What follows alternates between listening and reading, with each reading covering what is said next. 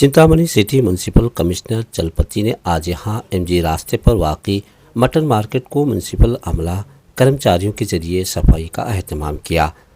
यह मार्केट कई सालों से बंद पड़ा रहा। मार्केट को मजीद तरक्की देने इसकी सफाई म्यूनसिपल कमिश्नर के जरिए अमल में आई।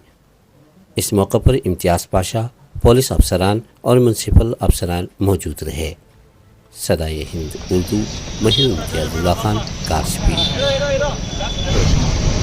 मटन मार्केट इಷ್ಟು ದಿವಸ ಅಲ್ಲಿ ಅನಧಿಕೃತವಾಗಿದ್ರು ಮಾನ್ಯ ಸಚಿವರ ಆದೇಶದಂತೆ ಈ ದಿನ ಇವರಿಗೆ ಗೌರವಯುತವಾಗಿ ಬೀದಿಯಲ್ಲಿ ಮಳೆ ಬಂದರೆ ಸುರಿತಾ ಇತ್ತು, ಅವರಿಗೆ ಇರಲಿಕ್ಕಿರಲಿಲ್ಲ.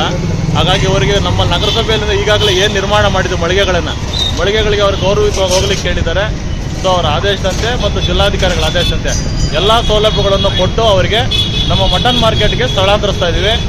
ಮತ್ತೊಮ್ಮೆ ಸ್ಪಷ್ಟೀಕರಿಸ್ತಾ ಇದ್ದೀನಿ, ಇದರಲ್ಲಿ ಯಾವುದೇ ರೀತಿ ಇದಿಲ್ಲ.